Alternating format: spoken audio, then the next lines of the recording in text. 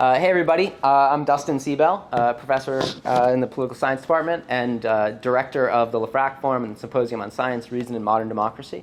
Good to be back at MSU and see so many young, eager faces. Michelle Clarke is our speaker today. It's a cold, wet, rainy day in mid-Michigan, which is not the best. It's not ideal for a visit, but on the other hand, it reveals the truth about mid-Michigan as we approach winter. And there's something to be said for hard truths over pleasant delusions. So now you know the truth about East Lansing in November. Students are committed. They brave the weather. Yes. They're not even being bribed with extra credit. It's amazing. I would never do it. I'm going to be brief in introducing Michelle. She is a professor at Dartmouth College, professor of the history of political thought. She's written a book on Machiavelli called Machiavelli's Florentine Republic, put out by Cambridge. She's written many other things. I'm not going to enumerate them all because we'd be here all day. She's given talks, very prestigious talks, none so prestigious as this one, but some very prestigious ones. And it's a great pleasure to have her here with us. So, welcome.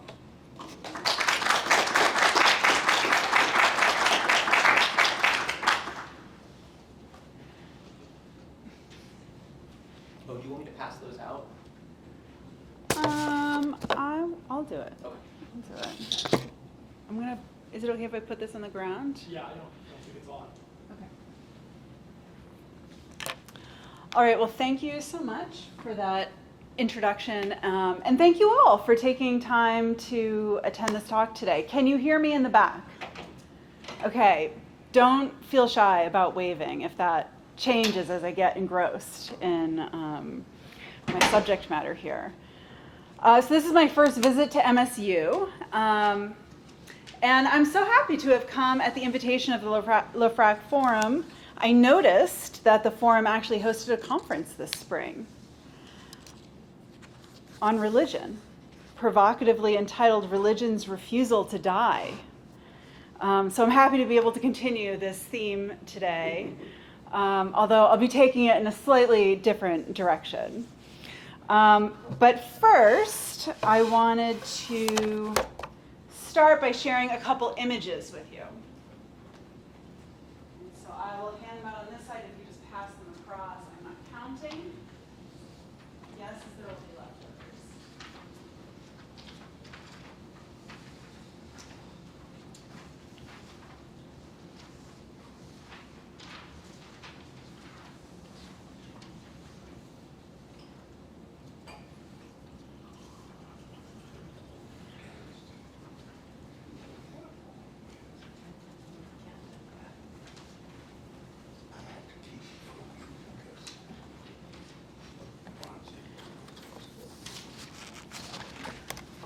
Okay, some good stuff here.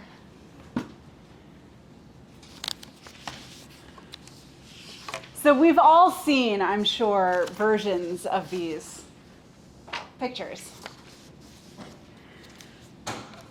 Some of them are Trump with Jesus. Others present Trump as Jesus. There are billboards like the one shown here, "Unto us a son is given, and the government shall be upon his shoulders," suggesting that Jesus and Trump are one and the same. There are books that figure Trump in this way, and their titles. I think I put one here. President Donald J. Trump, the Son of Man, the Christ. If I were to give you a whole booklet of these images, which I could, they would include all kinds of other paraphernalia too.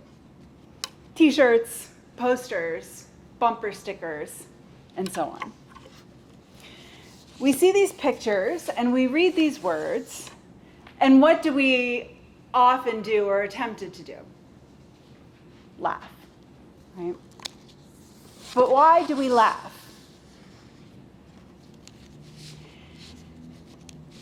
In what follows, I'd like to explore a rationale for our discomfort that finds expression in the Republican political tradition. Oh, it's a two-sided printout that was made for me. Thank you. I will be doing that, but let me say some things first. So why do we laugh? Why do we laugh? Well, obviously one reason why we're tempted to laugh is because the comparison is a bit silly, right? Trump is a lot of things. But I feel quite sure he's not actually Jesus, right? So it's a bit absurd, the comparison. I wonder, though, if there's also a measure of discomfort, as I mentioned a moment ago, in our laughter, as there so often is when we laugh at things. Is there something about the portrayal of Trump as the second coming of Christ that strikes us as being wrong in a more serious sense?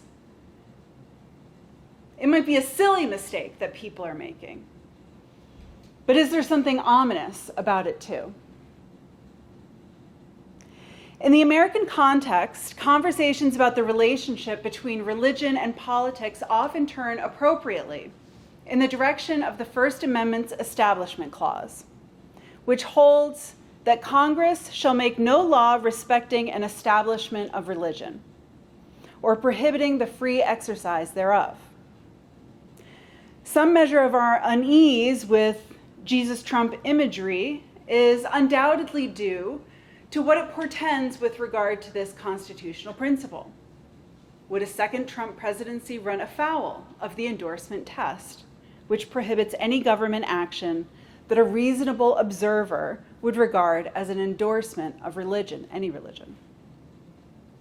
Insofar as Trump welcomes and sometimes encourages these sorts of comparisons and the kind of political support they both express and help to sustain, the answer to this question would appear to be yes. But are there other reasons to be concerned about these sorts of connections and the way in which they give political purpose to Christian iconography and rhetoric? Reasons that go beyond worries we might have as small L liberals about the protection of individual rights?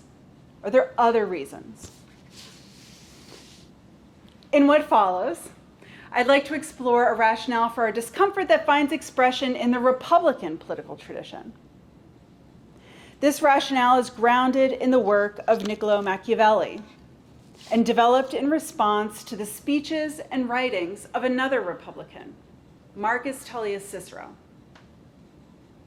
As we'll see, both Cicero and Machiavelli believe quite strongly in the idea that religion should be recruited politically. It can be, and in some contexts, should be. But they have very different views about how that is appropriately done, and accordingly, what constitutes a misuse or perversion of religious authority. The central focus of my talk will be Machiavelli's discussion of Cicero in Discourses 1.52, which is cryptic, but I think worth explicating for two reasons. One, what it contributes to our understanding of the relationship between these two very important figures, Cicero on the one side, Machiavelli on the other. And two, how potentially it helps us to make sense of our intuitions with respect to Jesus Trump.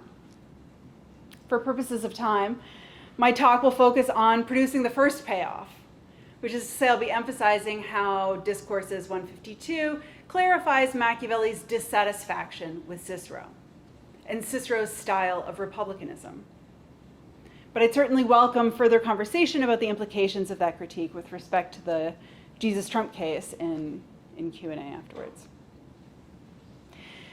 The argument that I'd like to make in short is that Machiavelli rejects the idea that civic benefactors should be regarded as gods, which is a central but underappreciated element of Cicero's political thought. The idea that civic benefactors should be awarded divine honors was not invented by Cicero. Rather, it was imported from the East, principally Greece, by Roman generals who were attracted to the notion that they should be worshipped for their accomplishments.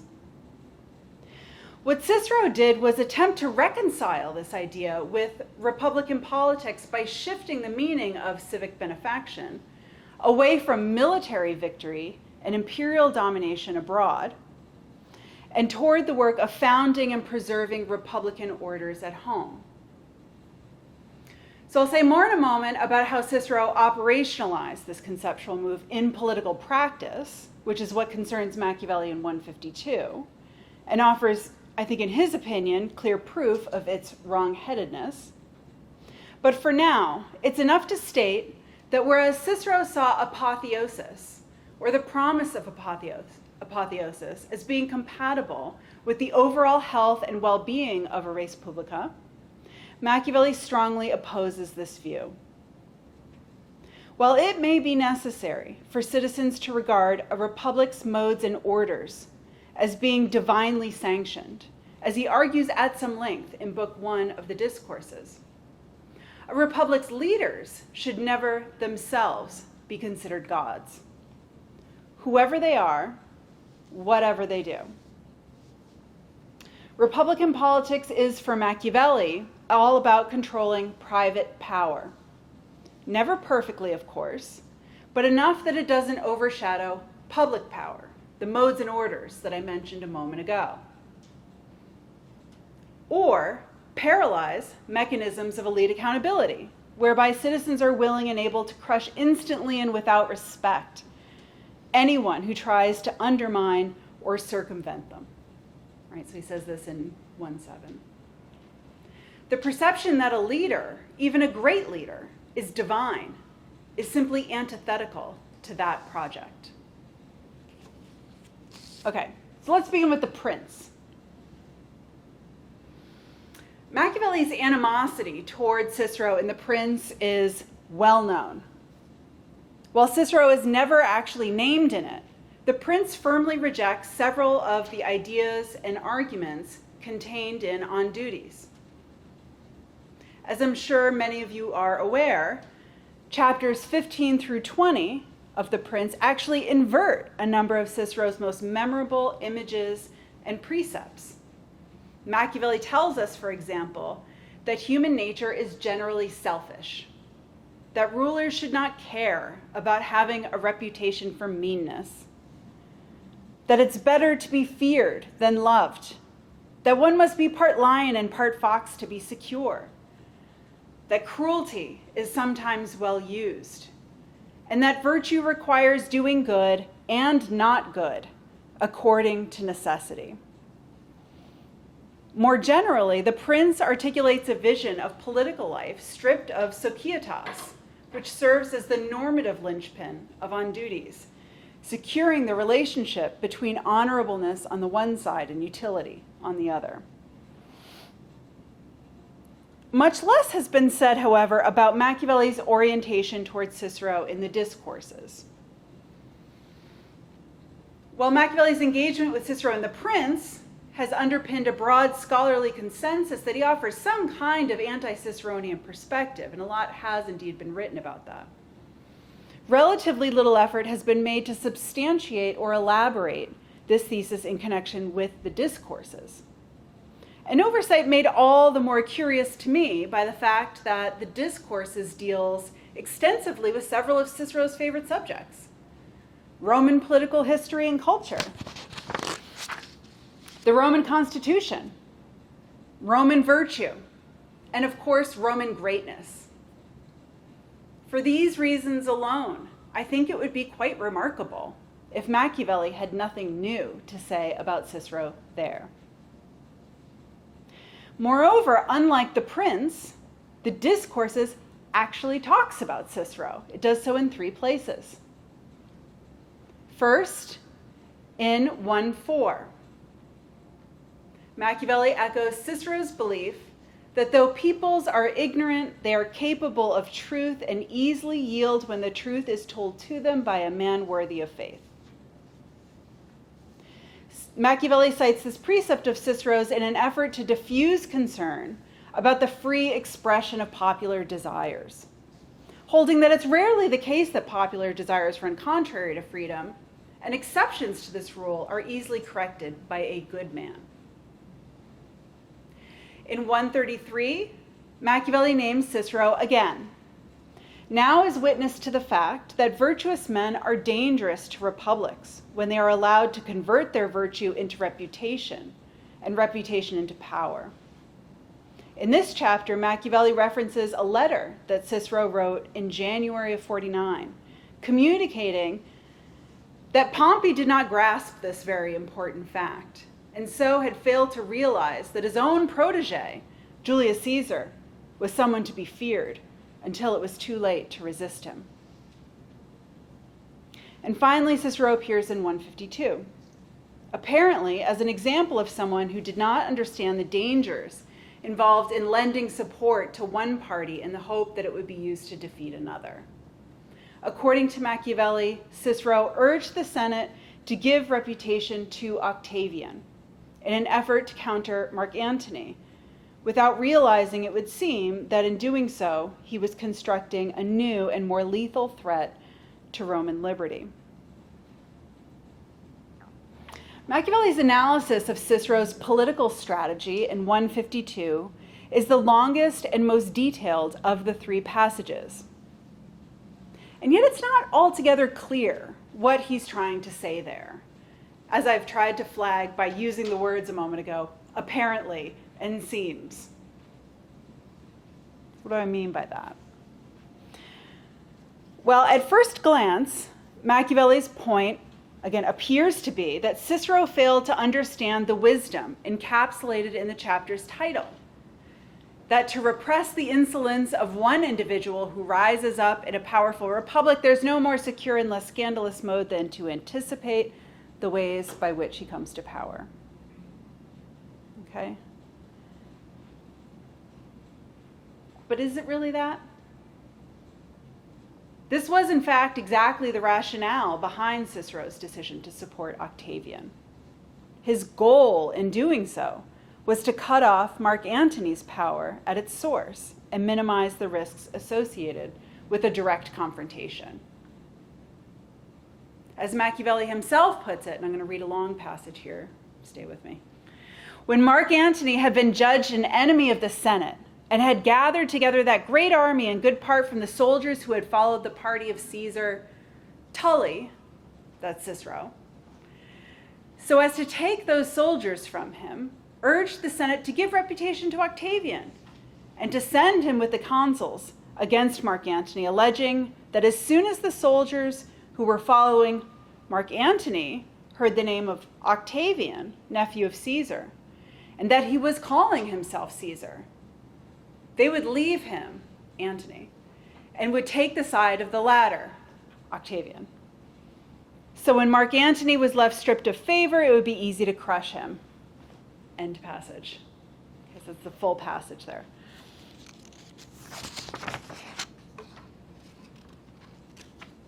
With respect to Octavian, things turned out badly for both Cicero and the Senate, proving the dictum that prefaces Machiavelli's discussion of these events.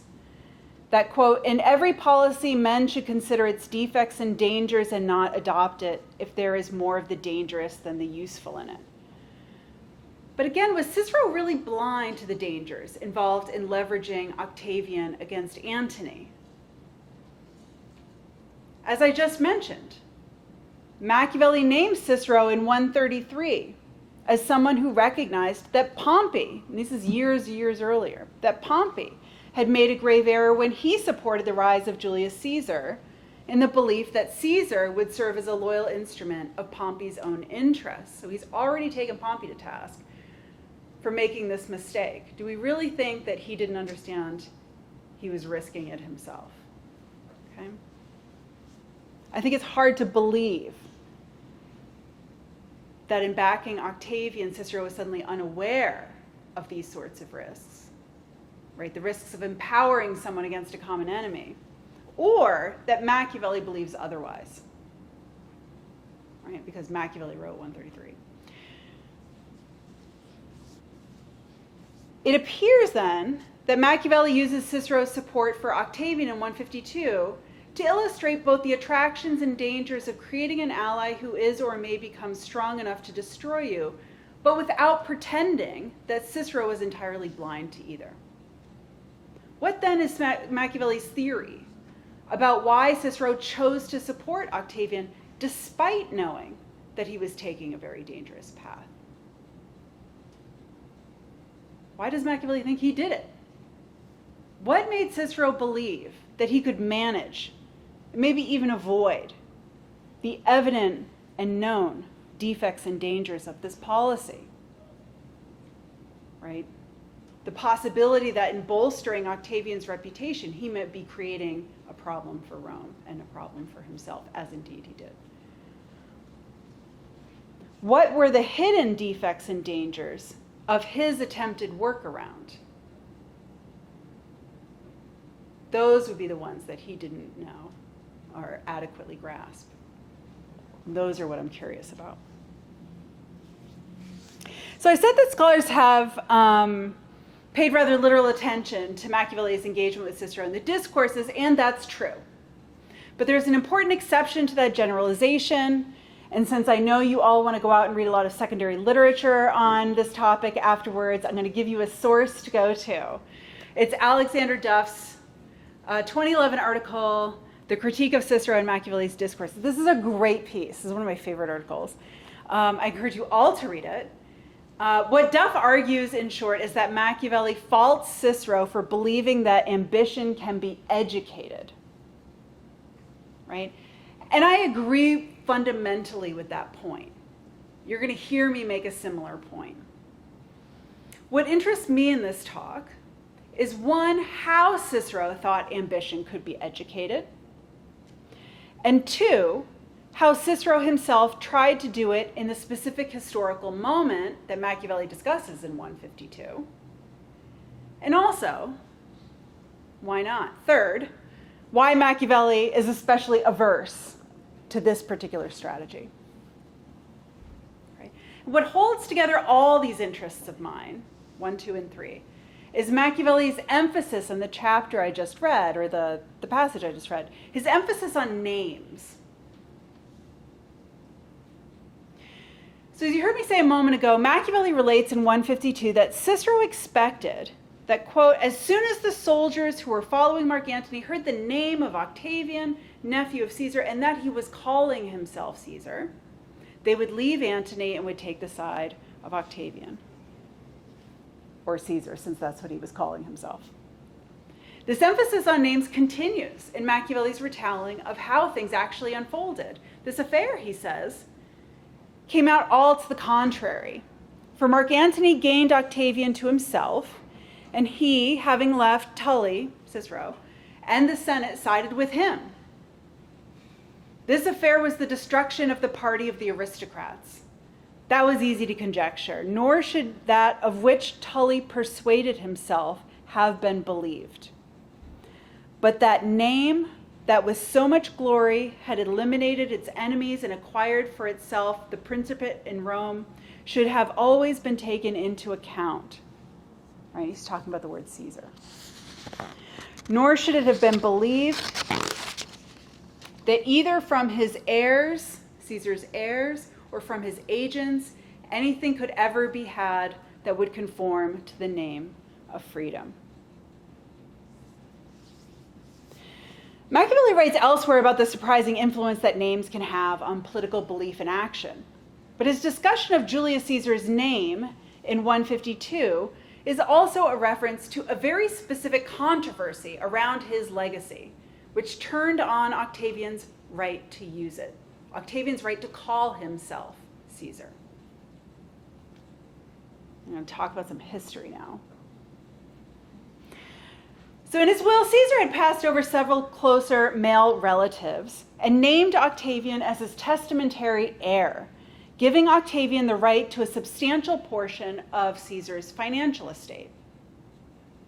Testamentary adoption, as it has sometimes been called, although misleadingly for reasons I'll give in a second, was a relatively common legal maneuver, which Romans used to authorize transfers of wealth outside the family unit of a Roman man if he died without children. Because it did not affect an heir's official filiation or tribal membership, or create any sort of cultural perception of a father-son relationship between the deceased person and his heir, testamentary adoption did not provide Octavian with an especially strong claim to the vast informal powers that Caesar had amassed during his lifetime, which were, unlike his wealth, of a highly personal nature and directly associated with Caesar's own reputation and persona. However, upon receiving copies of Caesar's will in Dalmatia, Octavian immediately renamed himself Gaius Iulius Caesar Octavianus, effectively declaring himself to be Caesar's officially adopted son. So by taking on Caesar's full name, an unprecedented step in the absence of a formal process of adoption called aggregation, Octavian was asserting his entitlement to the full range of social and political resources due to a natural-born son.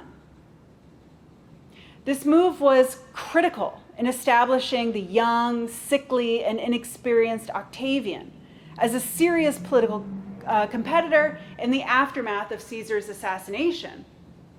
As Caesar's natural filius, son, he would have a compelling claim to the military and partisan backing that he would need to establish his own dominance. But as I've suggested, Octavian's more aggressive adoption claim was legally dubious in the extreme because it required an entirely different legal process, which could only be performed between living persons. To this day, we have no record of any other testamentary adoption producing a kinship tie of the sort that Octavian was now claiming. Octavian would eventually secure legal recognition as Caesar's filius in the form of a lex curiata that officially granted him membership in the Fabian tribe, that was Julius Caesar's tribe, and awarded him patrician status. So he got sort of promoted through the social ranks. Julius Caesar was a patrician. So eventually Octavian got the Senate to sort of confirm this. In the shorter term, however, he sought credibility in the form of senatorial acknowledgement, not in the form of a decree, but just kind of broad approval. No small task given Caesar's divisive political persona and Mark Antony's standing as a rival claimant to his legacy. And also, very unfortunately for Octavian, the official executor of Caesar's will.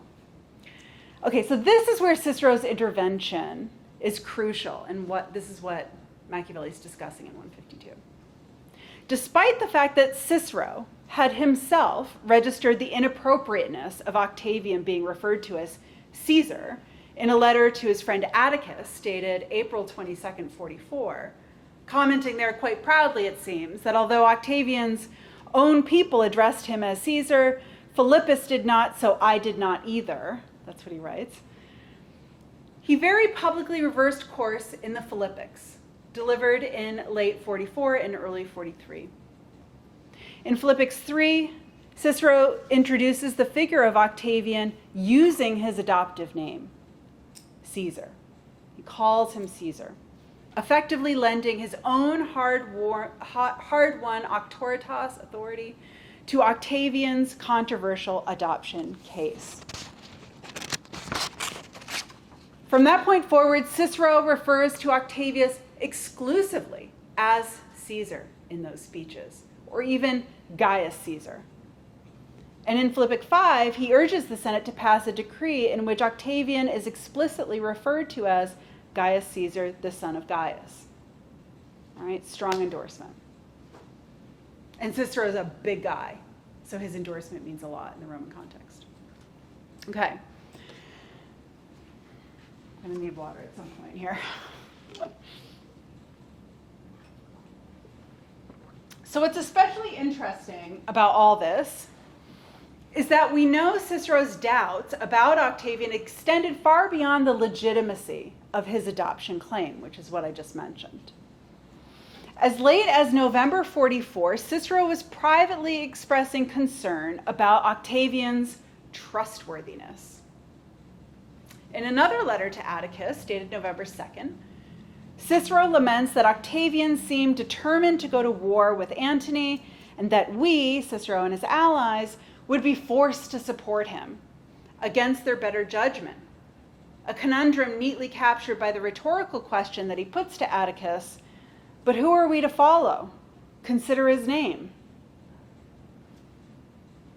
Right? They have to follow Octavian because he's, at that point, being widely hailed as the new Caesar. He's got a lot of popularity and power as a result of that, so their hand is going to be forced. But should they really follow someone named Caesar? Right? That's the kind of double question he's asking. In yet another letter to Atticus written the same month, Cicero is even more explicit, writing, I don't trust his youth. I am in the dark as to his disposition, his sort of character or intent. But Cicero's very complimentary descriptions of Octavian in the Philippics suggests how he ultimately reconciled himself with Octavian's burgeoning political ambitions and the name claiming that was a key part of his political strategy. In these speeches, Cicero endorses Octavian's adoption, and he attributes to Octavian a host of divine qualities. So, for example, according to Cicero in Philippic 3, despite being a young man, a mere adolescens, Octavian was already displaying an incredible and divine mind and virtue. Indeed, Cicero repeats twice in that speech that Octavian is a savior sent from the gods to protect and defend Rome from destruction. We hear these themes again in the fourth Philippic, delivered on the same day to the people. Octavian, he announces, deserves divine and immortal honors to match his divine and immortal accomplishments. Moreover, Octavian's sudden appearance on the political scene is, according to Cicero, evidence of divine intervention in the struggle against Antony.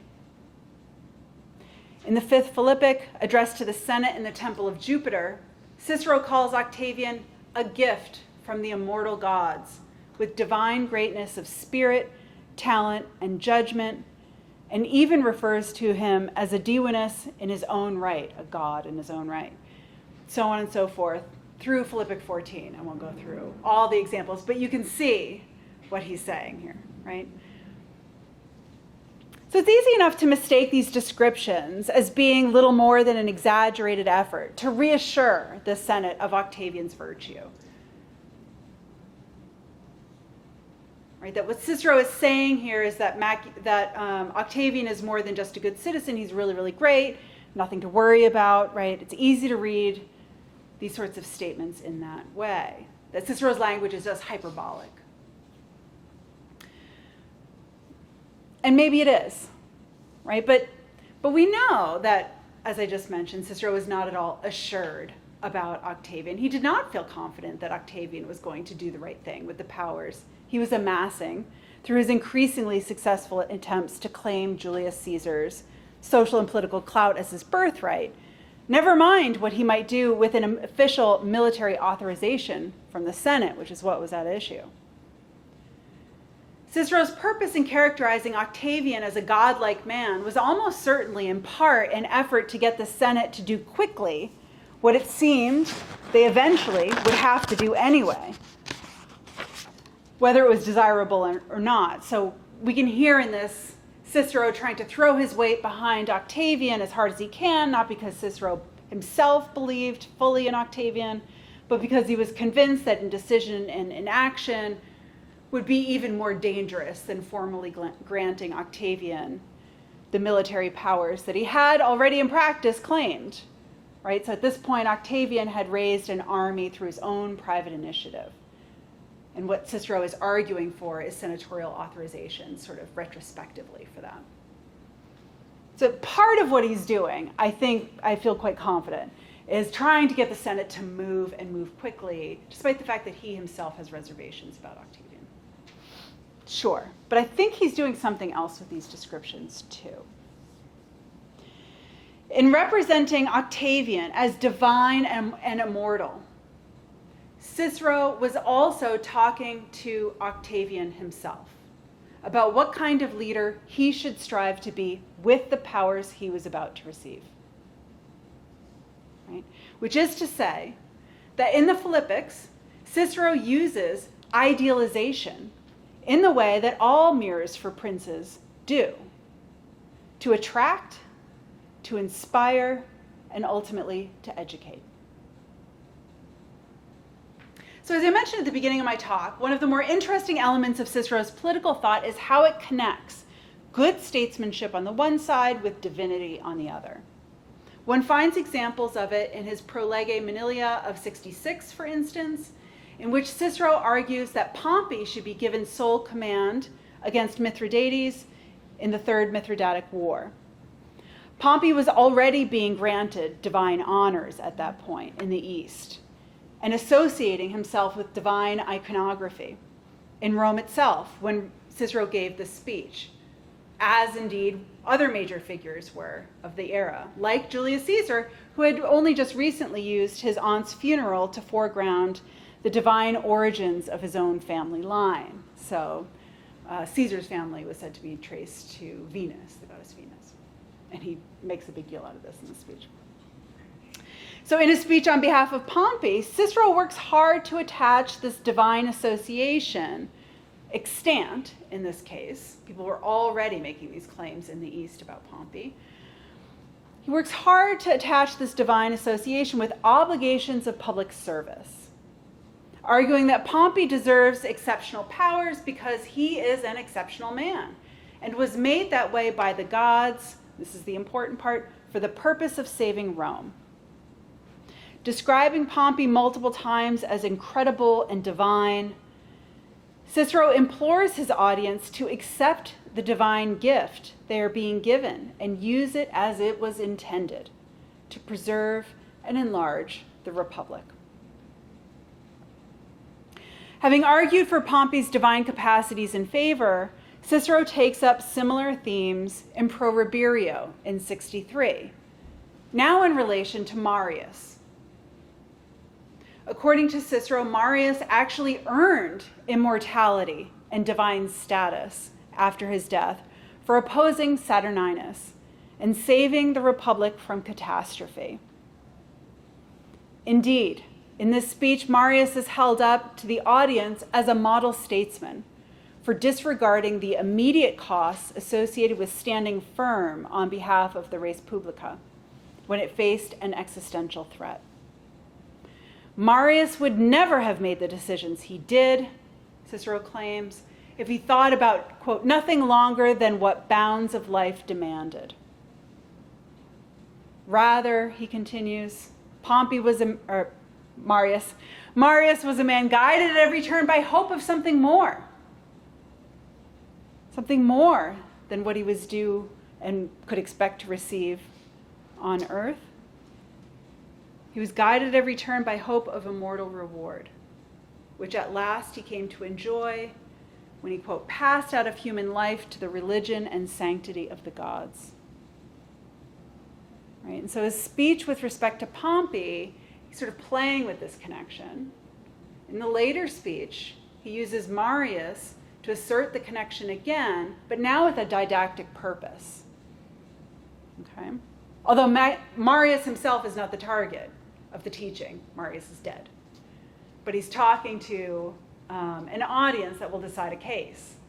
And he's inspiring them to be like Marius by holding up this idealized image, right?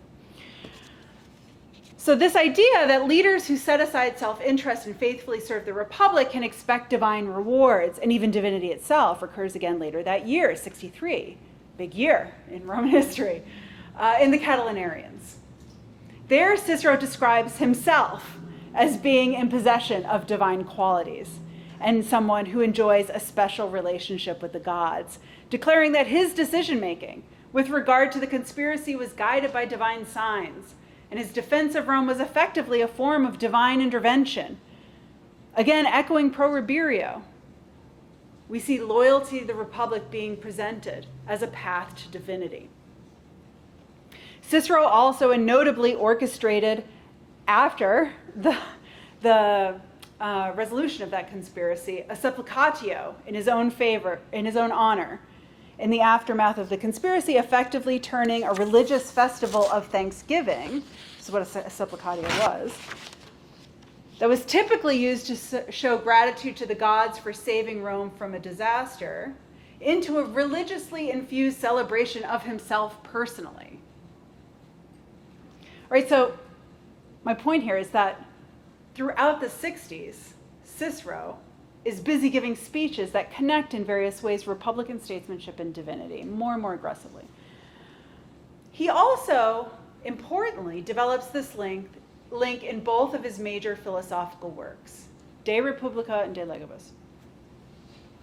The most memorable example of this is found in Book 6 of De Republica, On the Republic, the so-called Dream of Scipio, which, by the way, we know Machiavelli read because his personal library contained a copy of Macrobius's commentary on it.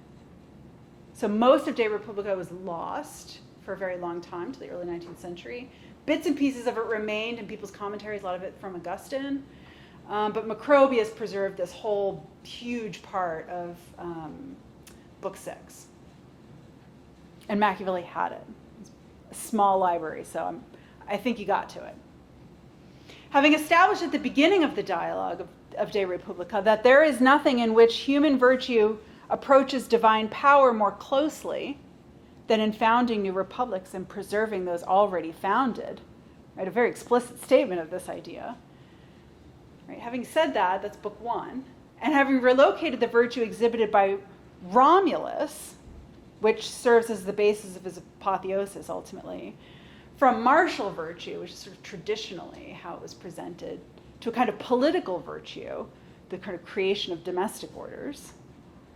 So he represents in De Republica, Cicero does, Romulus as a kind of founder and institution builder, more than a kind of war leader. Having done all this, right, and Romulus is, for those of you who don't know a lot about Roman history, at the end of his life, he was said to have been made into a god, right? And so Cicero is re-explaining how that might have happened, or why that happened. So having done all that, Cicero ends the dialogue with Scipio Africanus guiding his grandson through a network of associations between civic virtue and divinity that brings them into talk about the heavenly rewards that Scipio says await those who found or preserve republics. Something very much like the apotheosis that it is said inducted Romulus into the same corner of the cosmos after his death, and Romulus is named again there. Okay, so I think it's reasonable to assume, given at the very least his access to the Dream of Scipio, that Machiavelli was familiar with the presence of this connection between statesmanship and divinity in Cicero's political thought. I believe he would also have immediately recognized both the reappearance of this connection in the Philippics and how incredibly charged this language was in connection with both Julius Caesar and Octavian. Toward the end of his life, Caesar had turned his attention to accumulating a very particular kind of reputation. He was interested in getting a reputation of any kind he could get, really. But he focused his attention at the end of his life on one form in particular. And it had to do with divinity. Like Pompey and Cicero, he secured a supplicatio for himself. But his was bigger and better than all the rest. It was 40 days long. He had a statue of himself with a globe underfoot placed on the temple in the temple of Jupiter on the Capitoline Hill, reportedly.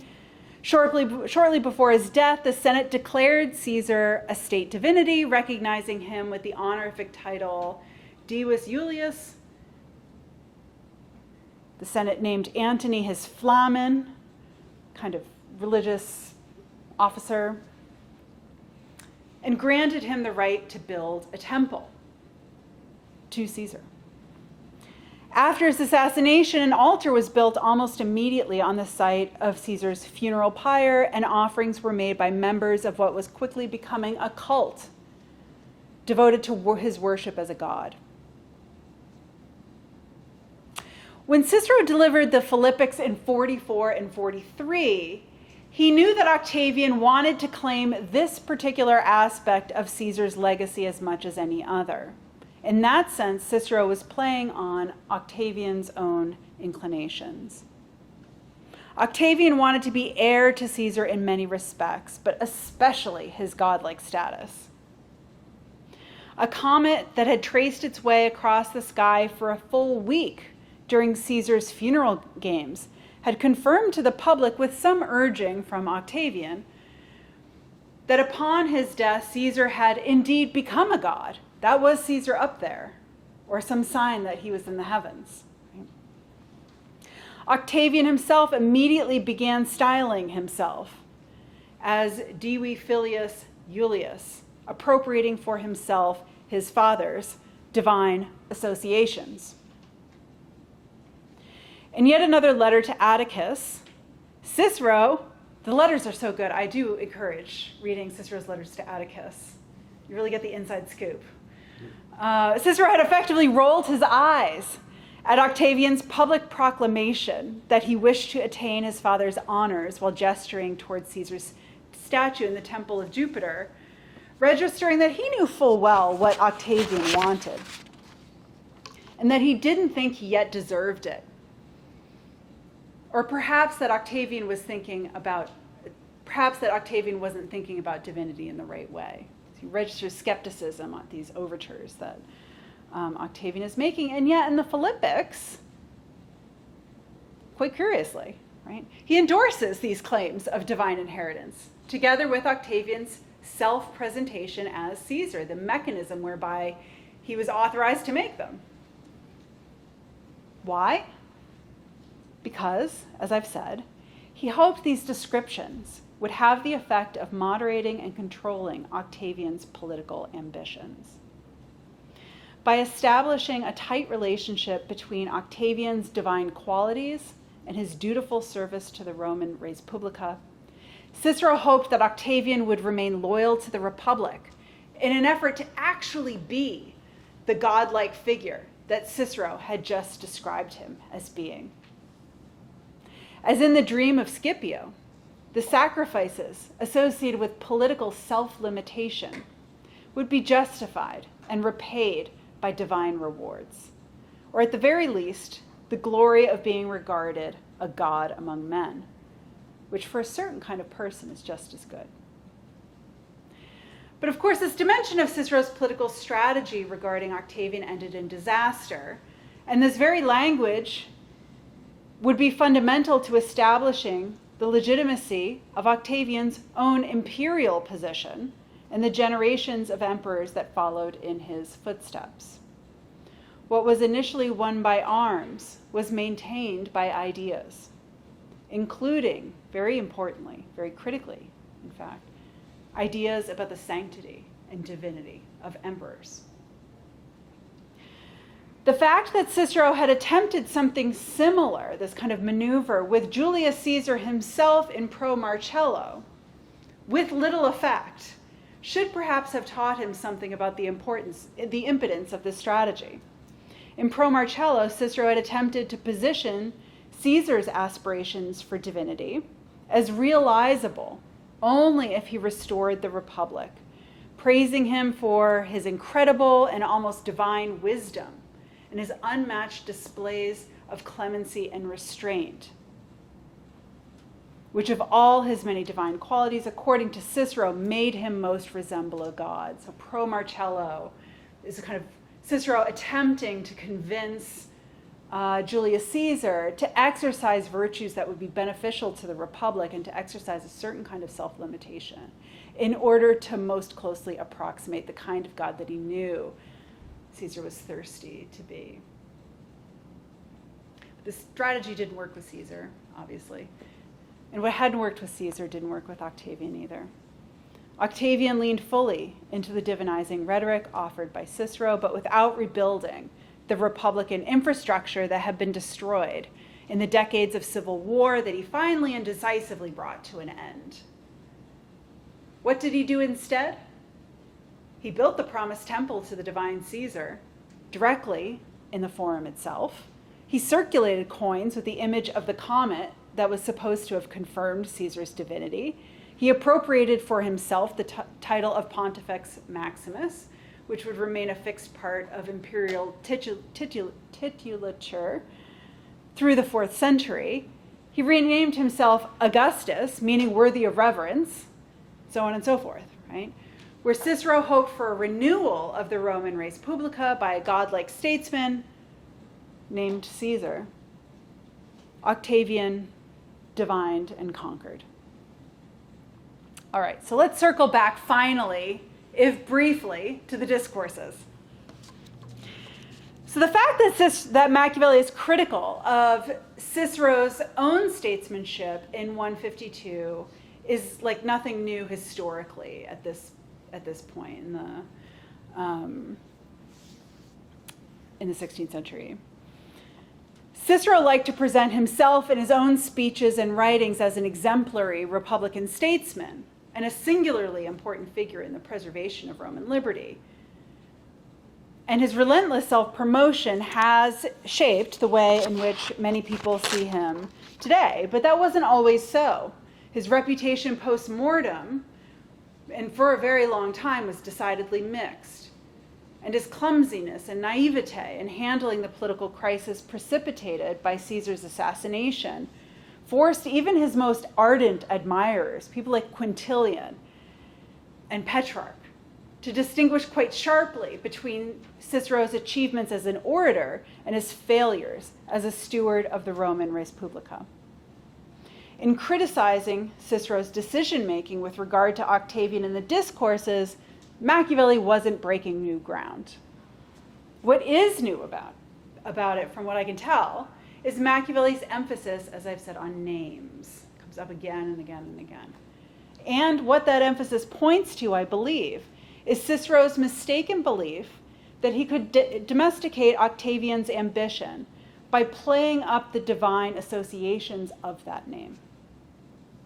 Cicero's error wasn't misunderstanding who Octavian was or underestimating exactly what he might want or might do. It was believing that anything in the way of Republican liberty could be reconciled with that name, with the name of Caesar, precisely because it positioned whoever held it as a god among men. This is inherently a flawed project for Machiavelli, because for Machiavelli, a republic defended by leaders who are considered divine is itself a republic unworthy of the name. Cicero believed that he had found in all that was wrapped up in Caesar's name something that could be used to harness Octavian to the republic, but Machiavelli suggests in 152 that Cicero's policy reveals a poor understanding of republican liberty, and he openly faults Cicero for it. Religion has a significant role to play in Republican politics, to be sure. On that point, Machiavelli is very clear.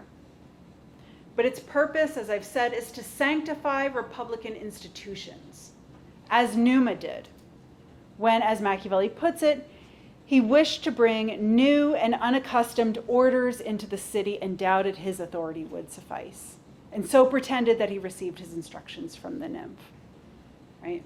But Numa doesn't claim to himself be a god, right? It's the orders that have some kind of special divine sanction. Or alternatively, religion can be used to sanctify the decisions that leaders make, as when Camillus encourages his soldiers to believe that Juno's statue had asked to be brought from Veii to Rome. However, Machiavelli never endorses the idea that religion should be used to sanctify leaders themselves, or be mobilized on behalf of a story about a person's divine status. To the contrary, as he says very forcefully in 1:7, in a republic, the people must be willing and able to, as I've said, crush instantly and without respect anyone who attempts things against the state if they are to serve as effective guardians of liberty.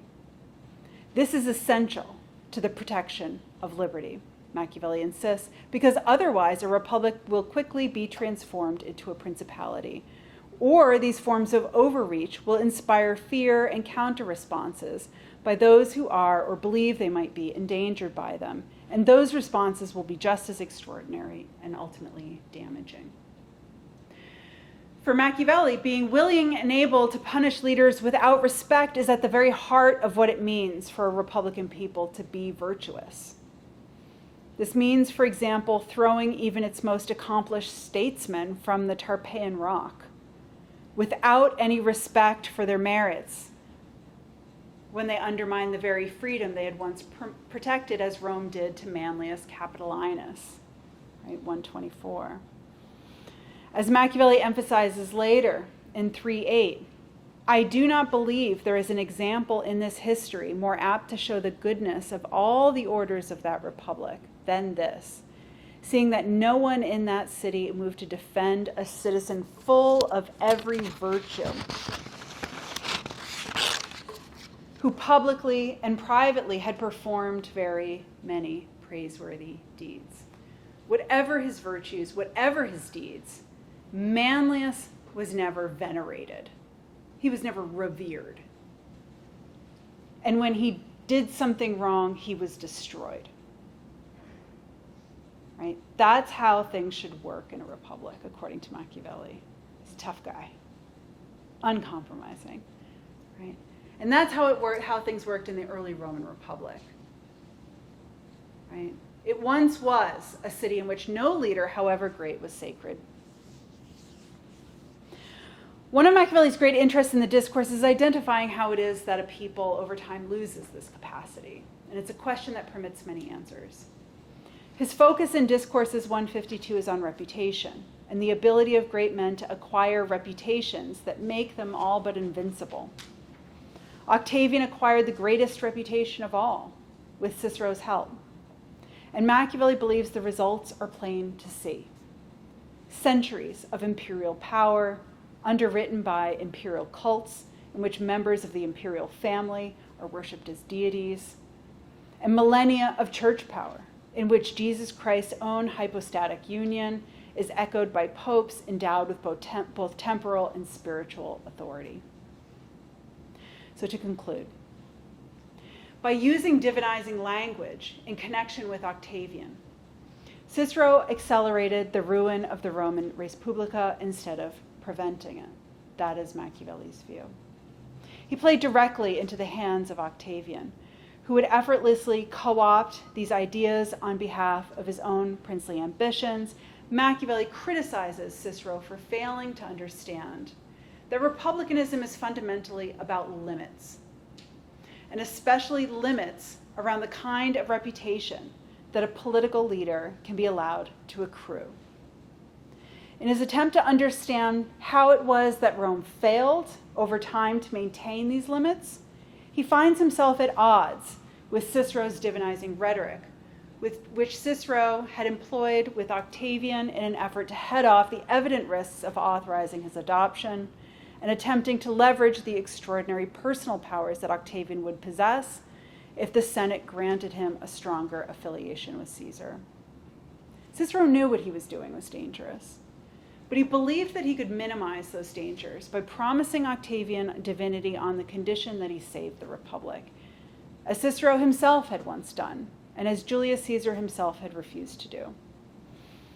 In the end, Octavian ignored the moral and political debt that Cicero had attempted to impose on him, and simply took what he needed to establish his domination of the Roman political sphere.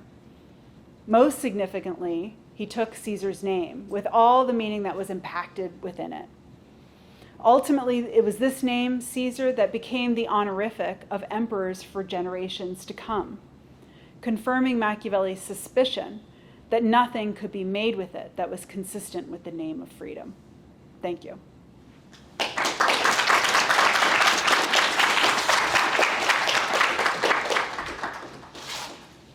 have a mic here that I'll pass to whomever is asking questions. So just raise your hand if you have questions, and I'll bring you this mic.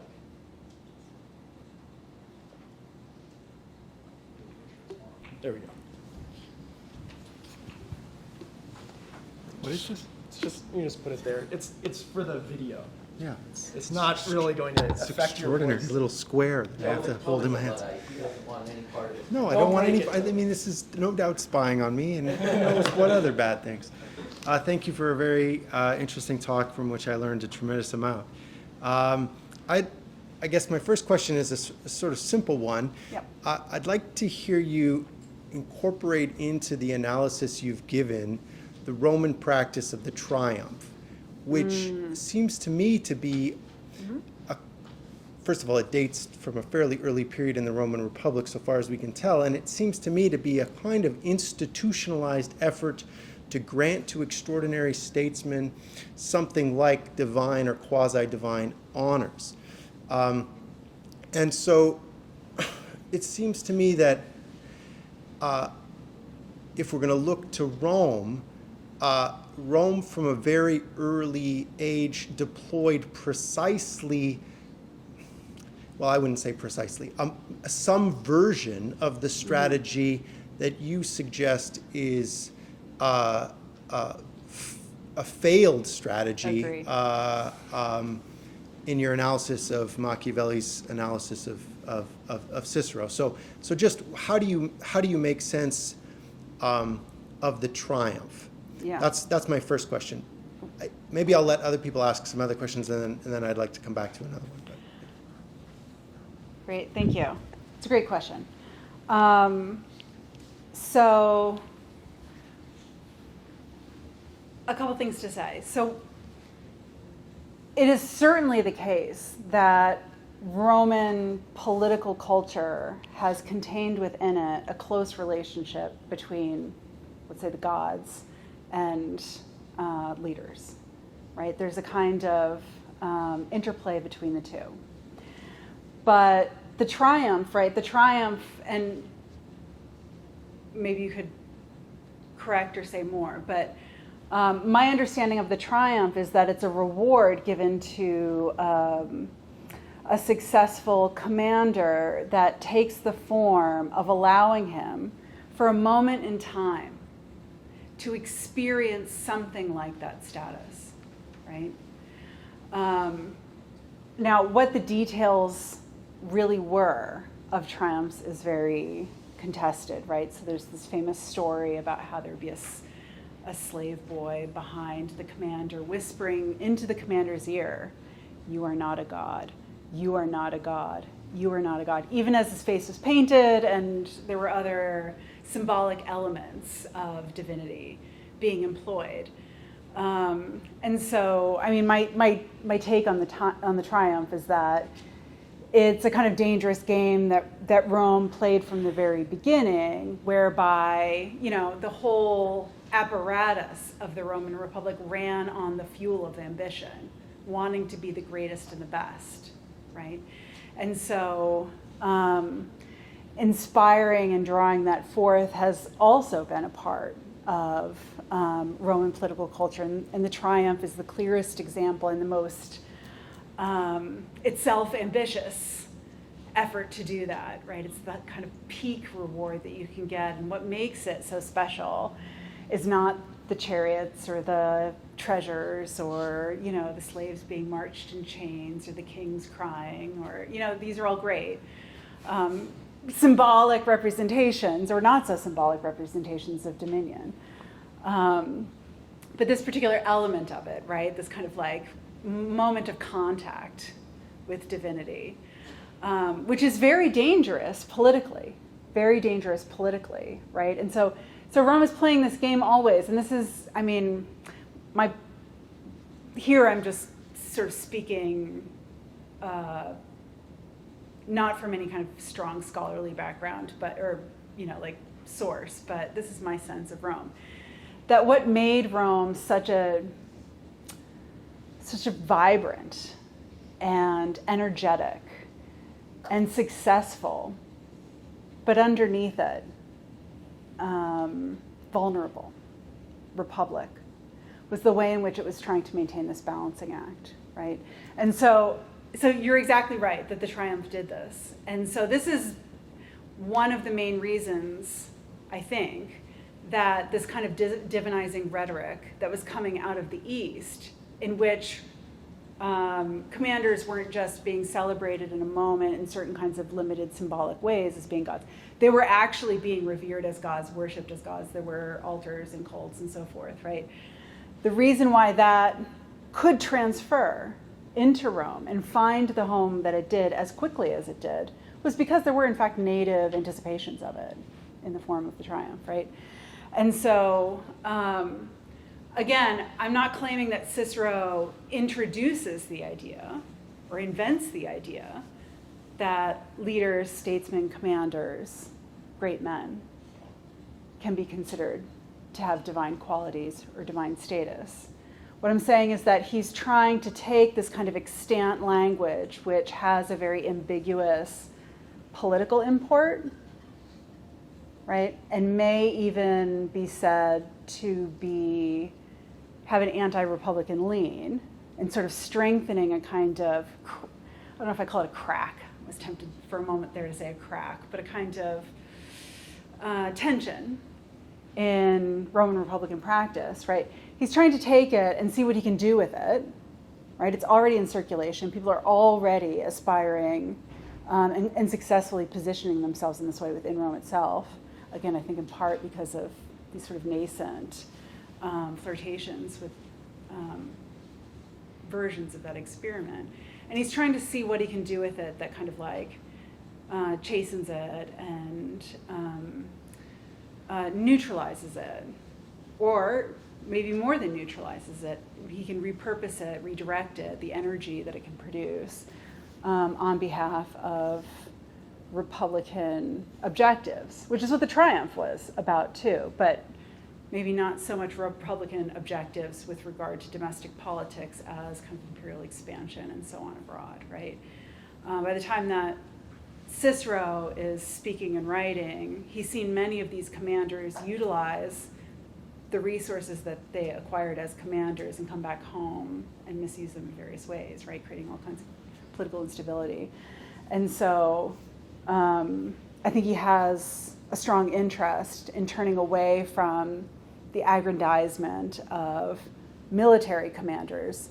They've gotten enough and they've done enough with it that they don't need to be taken care of anymore. But the statesmen like himself at home who are trying to maintain a certain kind of balance, which is increasingly difficult to do, can this language be attached to their activity in a way that's very different than what the triumph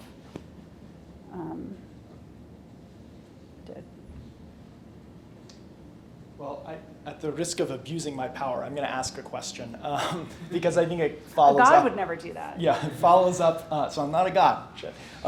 So I think it follows up on Tobin's question, your response to it in a way. What would you say to this, or what would you say Cicero or Machiavelli would say to this? Look, human beings have, there seems to be a powerful tendency, might be natural in human beings, to divinize their leaders. And so there's a way of thinking of this phenomenon that starts not from the elite like Cicero, who's trying to introduce this idea. And I know your point isn't he's not introducing it completely out of whole cloth, but this is something people are doing. Lots of people are doing it. And so republicanism might depend upon just trying to make the best possible use of it. And maybe that isn't always possible. Maybe the period in Roman history that you're talking about shows that. But this view you could maybe take this as a kind of criticism of Machiavelli. And I don't know Cicero well enough to say whether this is going on in his, this is part of his position going on in his mind. But the critique would be, this is something that people are going to do. And so the best that can be done in a republic is to try to direct it. You can recognize the limits of that. Mm-hmm. It seems to me that your pictures could be taken in support of this because it's so weird. I mean, mm-hmm. Isn't it bizarre that I'm people? not sure all of them are. I think the cartoonish one is tongue in cheek. Yeah, say, so right? it's partly tongue in cheek, but I think that in showing us these pictures, part of the thought is, well, people are believing something. It's not all a joke, mm-hmm. and the fact that Christians could believe something like this, given mm-hmm. how bizarre it is to suggest that somebody like mm-hmm. Donald Trump, and that's not a critique of Donald Trump. It's just to say, how is it conceivably consistent with Christians' theology to think that somebody around now could be Jesus Christ? Does that speak to a tendency in human beings to want to do this? And if it's the case that there is such a tendency? Is it something that you just have to try to work with? I'll stop there. Yeah, I mean, yeah, that's a great question.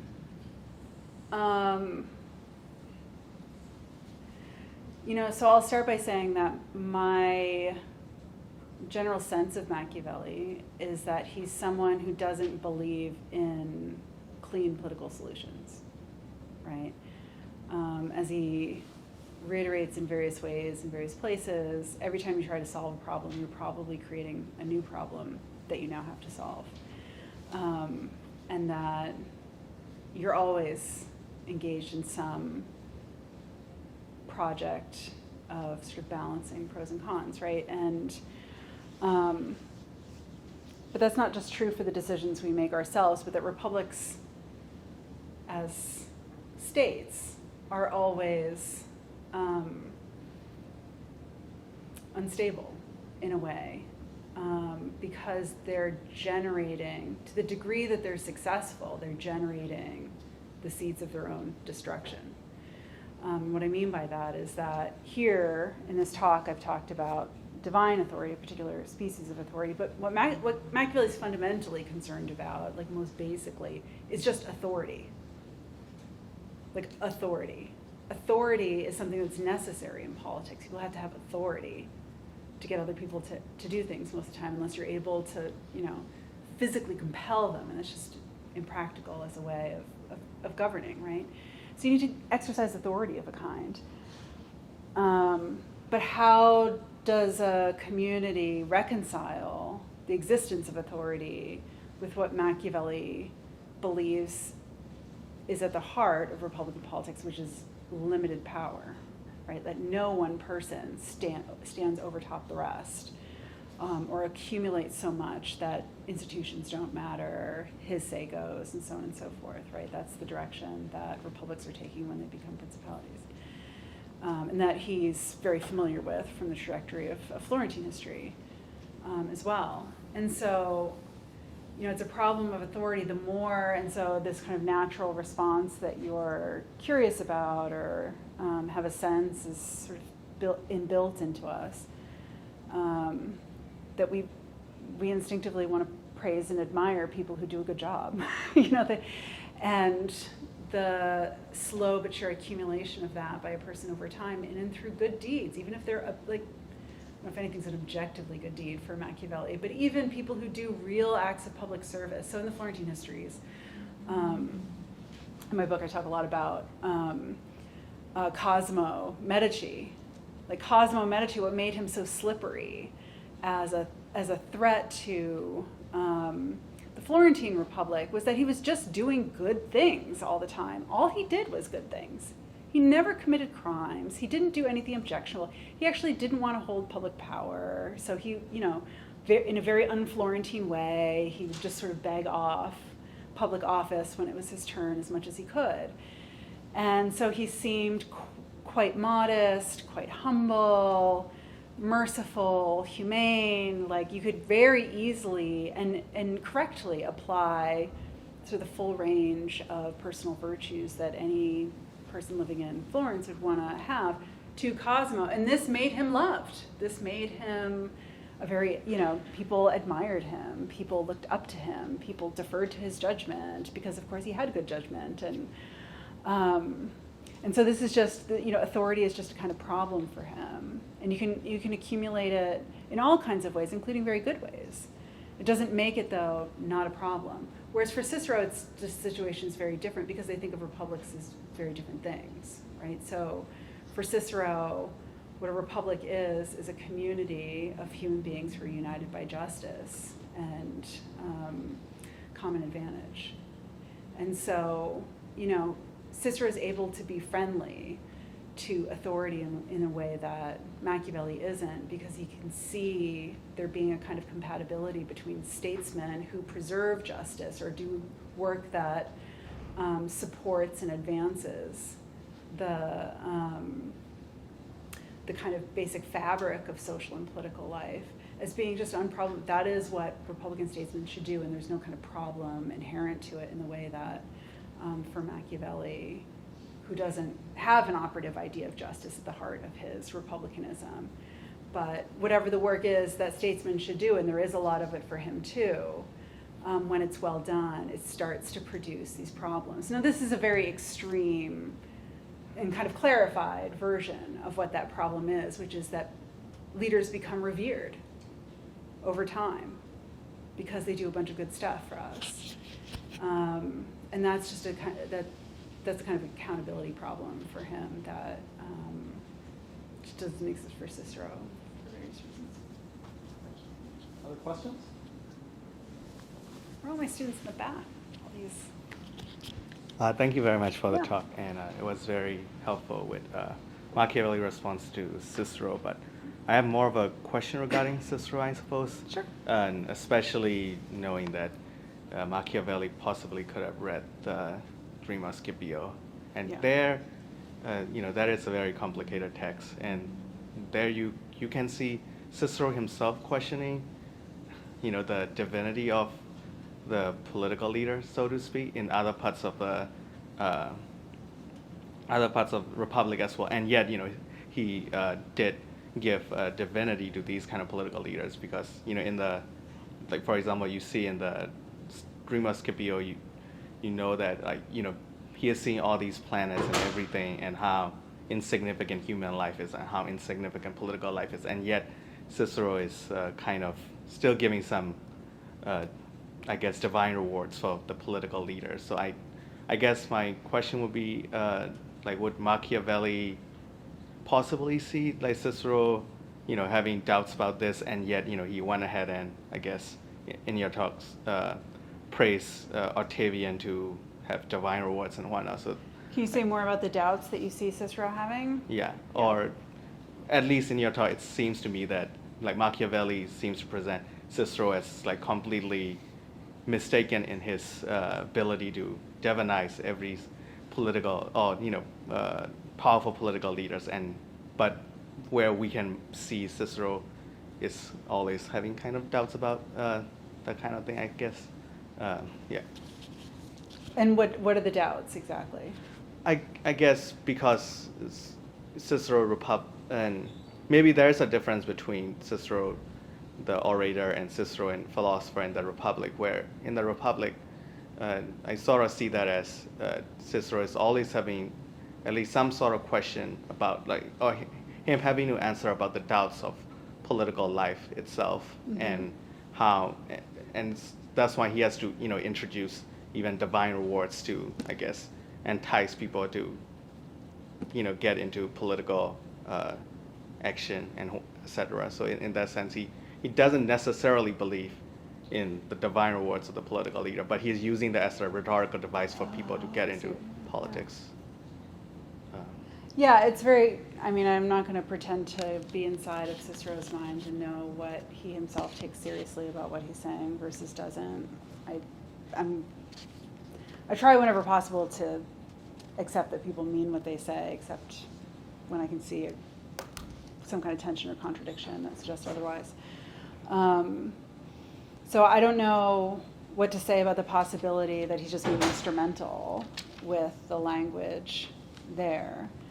But I think that's an important place in Cicero, among some others, for showing how Cicero thinks it's not only possible to do something productive with this language, but it actually might be quite important to make use of this language because of the way in which it helps to orient statesmen who might otherwise be led astray by considerations of fame and reputation in a more limited sense, sort of doing what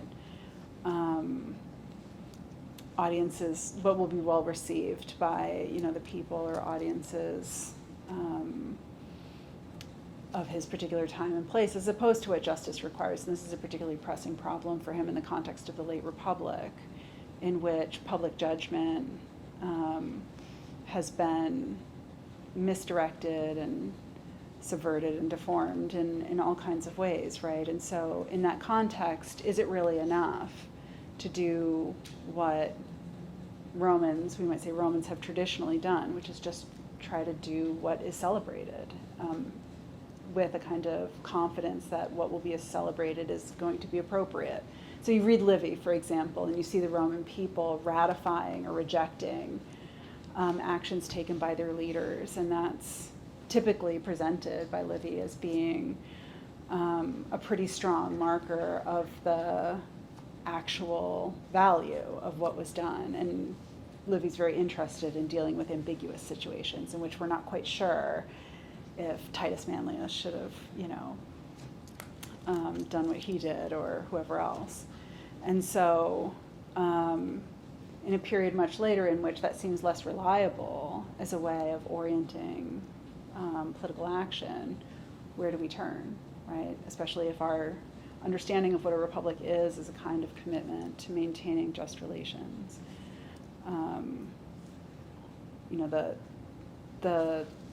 The reference to, again and again, a kind of permanent cosmic order ordained by the gods that can be understood in and through philosophical study, and is revealed in kind of short form in the Dream of Scipio, that then can help kind of anchor and solidify a republic that is on the wobble. To my ear, that's not a cynical read of Cicero. I don't think he necessarily has to be disingenuous in saying that it could also just be the right way of seeing things, as well as being conducive in the political moment. It might be that for a long time, I think his sense, this is just my intuition about Cicero, but that he believes that, the Roman Republic historically really did approximate in a kind of, in and through its own political experimentation, what nature mandates. And so to say that, leaders should be looking to the cosmic order and right reason, right? Like that is, I don't see that as being necessarily from his point of view a kind of innovation.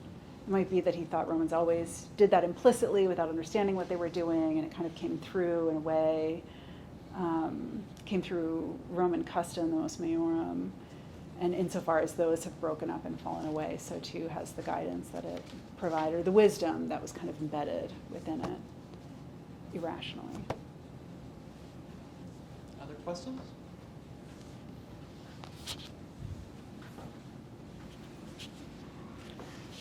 I think that one could say that the person who learned best from Caesar and Octavian was Jesus Christ and his alleged father. But I assume you don't want to get into that. But I did want to make a suggestion before asking a question.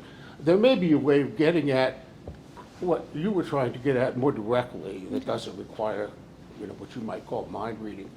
At the end of the Nicomachean Ethics, Aristotle sharply criticizes the sophists, essentially for reducing politics to rhetoric, and therefore making speech omnipotent, or much more powerful than it should be. Now, Cicero was certainly familiar with that. I think a way of testing Cicero on this question would be to look at what he says about rhetoric and whether he himself acknowledges that there are severe limits to the power of rhetoric, and if so, what they are. Because it is, yes, Cicero may have been a very bad politician, but this sounds like an absolutely absurd strategy for anyone to adopt it, much less to adopt it twice. But forget about that, because the question I have is this: does it matter from Machiavelli's point of view, really, whether Cicero was right or wrong in this adopting the strategy? Yes, it might matter in teaching us a lesson about Republican politics. Yeah.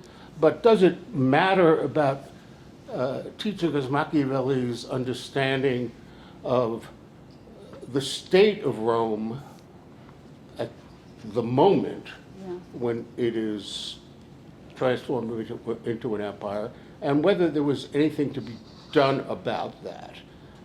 And what I mean by that is, did Machiavelli believe, on the basis of what he wrote in both the Prince and the Discourses, maybe even the Florentine Histories, that a republic like Rome can become so corrupt that it can't be salvaged, and that the only thing to do is to move towards a certain kind of principality in those conditions? That doesn't make him any less of a Republican, although it makes him, I would say, a much less dogmatic Republican than many Republicans are. So I was just wondering how you read the Prince, and especially the Discourses, on this question, because it does seem to me that Machiavelli, at a minimum, has his view of Caesar is more complicated than just to dislike Caesar because Caesar put the final nail in the coffin, or the next to final nail in the coffin of the Republic. So.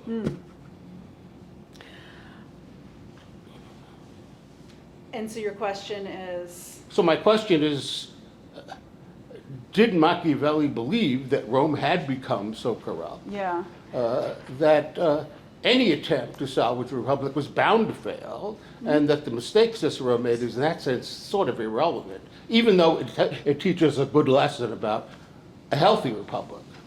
Yeah. I mean, I don't know the answer to the question. But I suspect that he did. I mean, I don't know the answer to the question because I have looked and looked for an answer to this question, and I don't myself see anything that stands out as even strong evidence one way or another, except that I would say the more revealing observation is I don't see any evidence that he sees a solution. Like the Discourses, let's just take that, contains explicitly or implicitly some kind of solution. Well, the Discourses does present an interpretation of Rome, in which there are many prefigurations of Caesar. Sure, but at the time in which Caesar... At a certain point, up until a certain point, Rome has a way, or the Romans have a way, of preventing the worst. And after a certain point, they don't. Machiavelli even seems to suggest Rome is at its peak before it expands outside of Italy. So that's a long time before the end. Anyway, I was just curious whether you had a reading of the Discourses that would lead to... Because the Rome is the example of a republic, but it's also the example of a republic that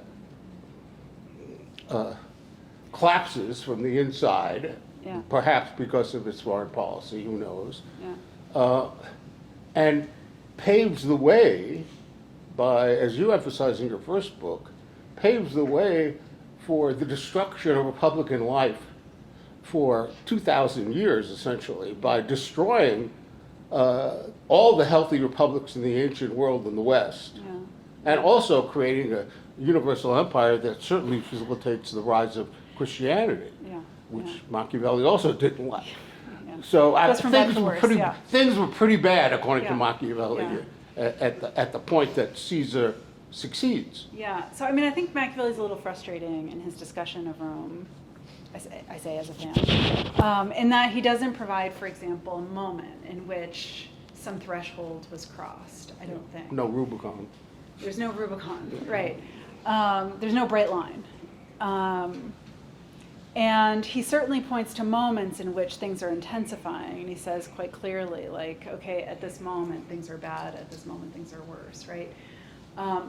Just sort of a short answer to your question is that by the time that we're in 44, I mean, my sense is Machiavelli just thinks it's a lost cause, and this is one of these situations in which the prudent thing to do is to temporize, right? Just temporize, like slow.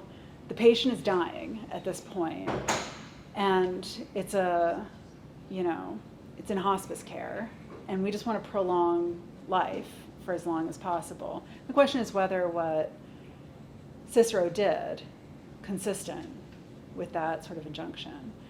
And, I'll add, though, that, at what point he thinks the solution is possible versus not is a little unclear, but he does say very early on in Book 1 that, look, you can have a corrupt republic and make something of it. It just needs a prince to do it, right? Needs a prince to do it. And and the prince has to do some pretty nasty things in order to do it successfully. Has to refound it. Yeah. Right? And that's not going to be a pretty process.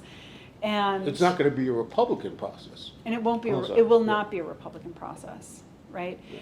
And so, what his own answer to the question is of how Rome happened to be founded by Romulus, as opposed to someone who was just strictly predatory with either a lack of foresight of the sort that Romulus possessed, or lack of intentions, depending on what you think who Romulus was, and sort of what the motivations were for what he did, the choices he made.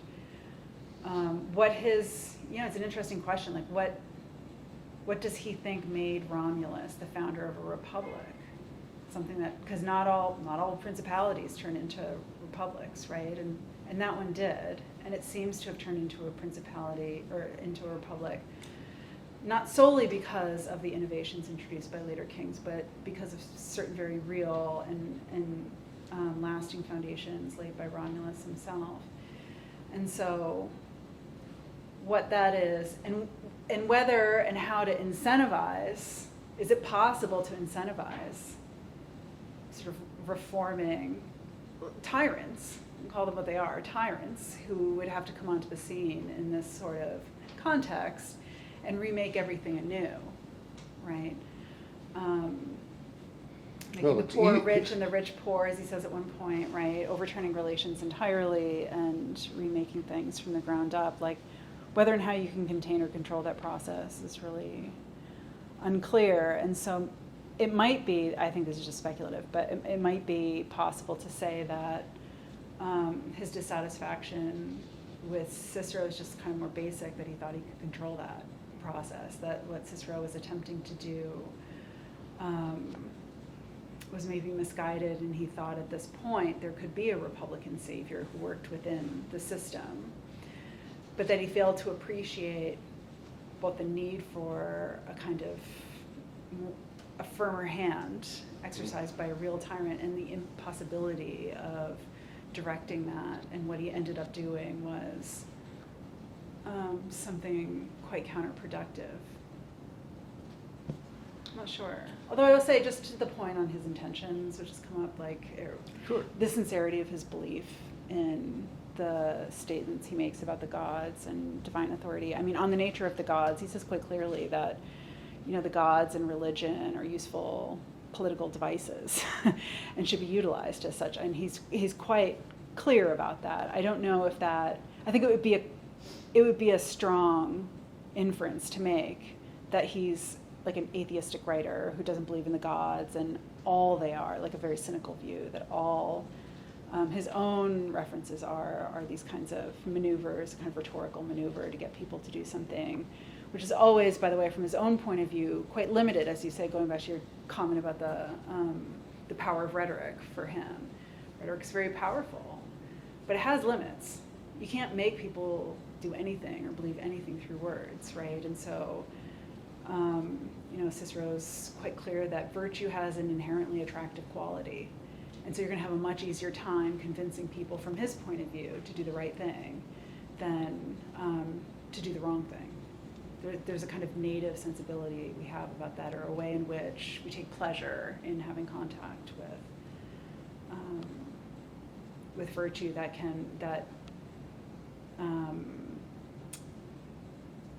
keeps rhetoric from becoming a weapon of war as easily as other people might in fact want it to be. Okay, I think we'll conclude here, so please join me in thanking Professor Clarke. Thank you so much.